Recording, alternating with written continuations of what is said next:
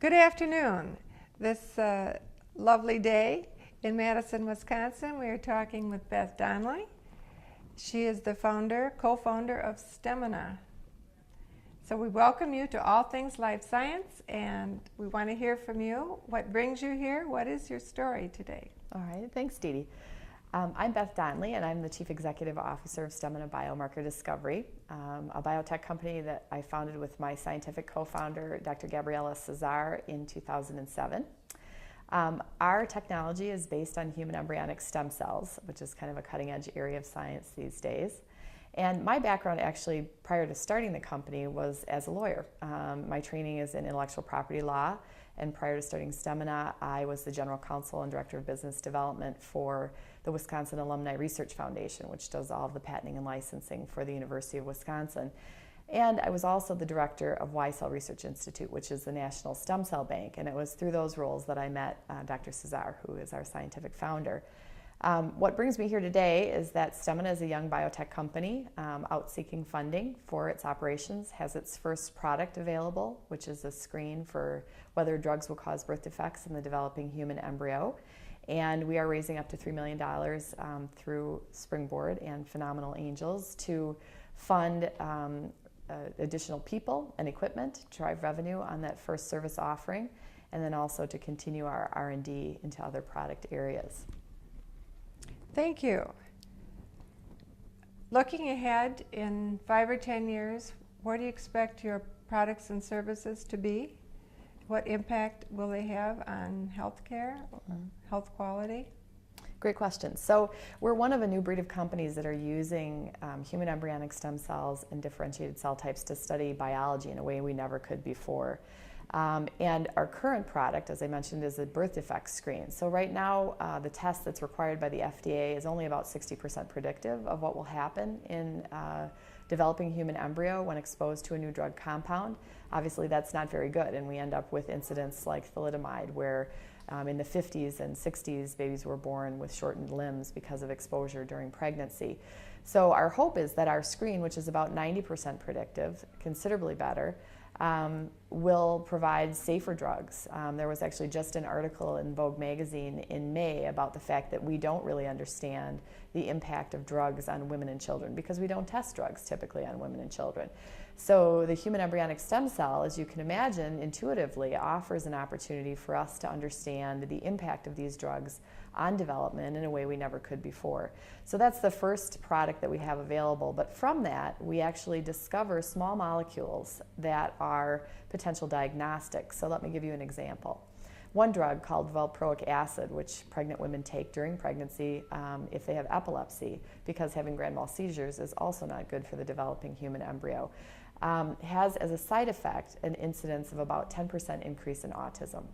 And so biomarkers we discovered in the dish in human embryonic stem cells and neural cells we made from those human embryonic stem cells offer us an opportunity to diagnose autism in patients. So we continue to look at this by looking at patient samples and seeing whether or not we see those same biomarkers overexpressed in autistic samples versus age-matched controls. So the idea is to take from the dish small molecules we discover when we know the outcome or impact of the drug or injury we're creating, and then look in patient samples to create screens that will allow us to diagnose earlier, potentially things like autism, so that we can intervene earlier and make a difference in the lives of children and families affected by this disease.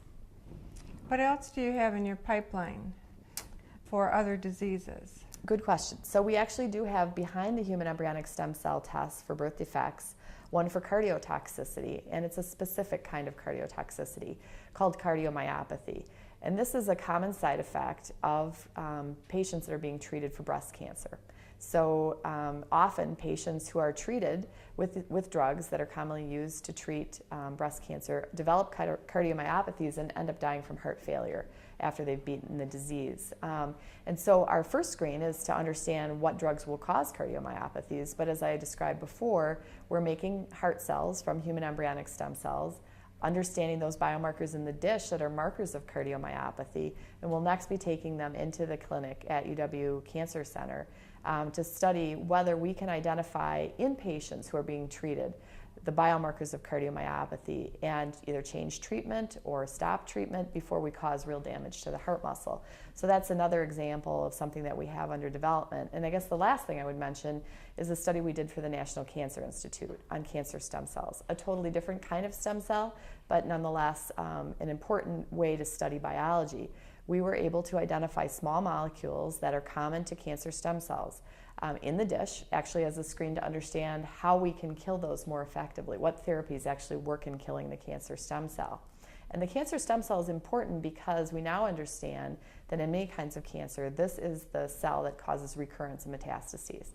So we're looking next to patient samples to say, can we understand biomarkers of cancer stem cells in patients? Can we monitor during treatment whether we're effective in killing those cells? And can we look for reoccurrences by looking for those same biomarkers? So that'll be the subject of a phase 2 project for the National Cancer Institute. Thank you. Lots of long-term projects. When do you expect that your company may be ready for an exit? Great question.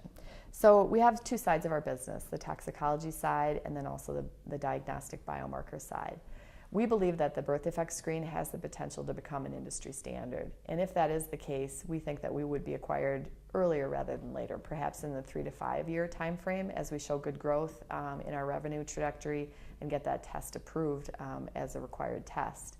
So that would be likely a large contract research organization or perhaps a pharmaceutical company that might like to acquire us for that particular side of our business.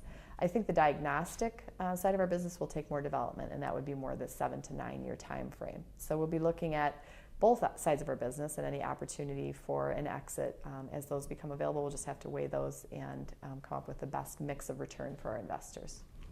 And how do you think Springboard is going to help you along this way, other than this particular conference that we're coming up to, the forum? Mm-hmm. What would you thank Springboard for?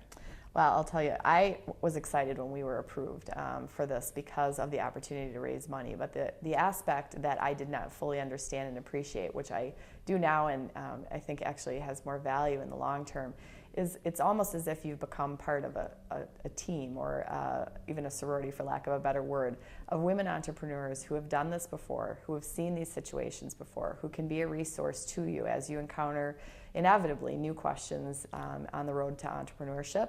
And I think that has probably more value than the near-term ability to raise additional money, which is certainly necessary and we're looking forward to. But I already have had the opportunity to call on people like Pam Contig to ask questions about things that I'm encountering in my business that she has seen before. And I'm so impressed actually with the availability of these women and the real depth of knowledge and network that they offer. And lastly, you are one of the portfolio companies for the Phenomenal Angels. Mm-hmm. And how do you think that we've helped you? Well, first of all, the Phenomenal Angels offered an opportunity to us to get our business started. They have always lent a hand to women entrepreneurs. They funded us in our first round. They're funding us in this round. Again, also offering an opportunity for connection with women business people here in the state of Wisconsin and the Midwest. But also, I think, always being helpful in connecting us to sources of capital outside this area, too.